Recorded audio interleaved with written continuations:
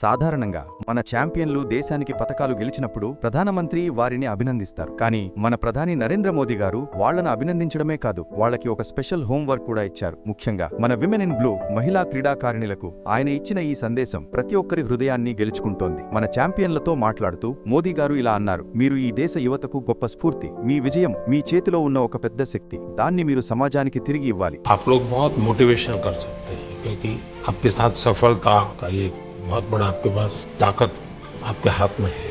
ఆ తర్వాత ఆయన వాళ్ళకి ఒక హోంవర్క్ ఇచ్చారు. మీరు మీ ఊళ్లకు వెళ్ళాక సంబరాలు ముగిసిన తర్వాత మీరు చదువుకున్న పాత పాఠశాలలకు వెళ్ళండి. సంవత్సరానికి కనీసం 3 స్కూళ్లకు వెళ్ళండి. అక్కడ పిల్లలతో ఒక రోజంతా గడపండి. వాళ్ల ప్రశ్నలకు ఓపికగా సమాధానాలు చెప్పండి. మీరలా వెళ్లడం ఆ పిల్లలకు ఆ స్కూల్కు జీవితాంతం గుర్తుండిపోతుంది. వాళ్ళు మిమ్మల్ని చూసి స్ఫూర్తి పొందుతారు. जैसे एक छोटा काम, आप अपने घर जाएंगे तो नेचुरली वहाँ का एक यूफोरिया होगा, उमंग होगा, सब होगा.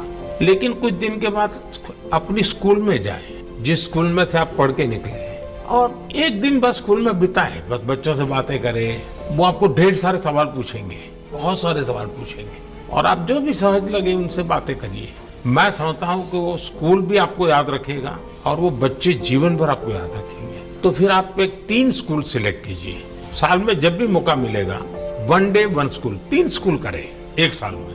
आप देखिए वो आपको भी एक प्रकार से मोटिवेट करता है.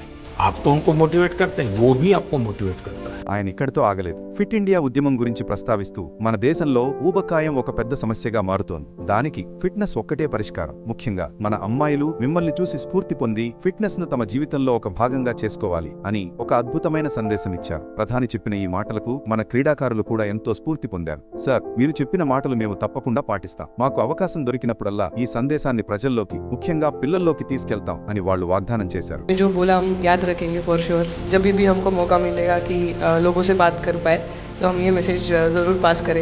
हम सबको मिलकर के देश को आगे ले जाना है. చూసారా, ఒక నాయకుడు తన ఛాంపియన్ల నుండి ఏమి కోరుకుంటున్నాడో? కేవలం పతకాలు కాదు, ఈ దేశ భవిష్యత్తును తీర్చిదిద్దే బాధ్యతను కూడా వాళ్ల భుజాలపై పెట్టారు. ఇంతకంటే అందమైన హోంవర్క్ ఉంటుందా? ఈ విషయంపై మీ అభిప్రాయమేంటో కింద కామెంట్స్ లో చెప్పండి. ఈ స్ఫూర్తిదాయకమైన వీడియోను అందరికీ షేర్ చేయండి. జై హింద్.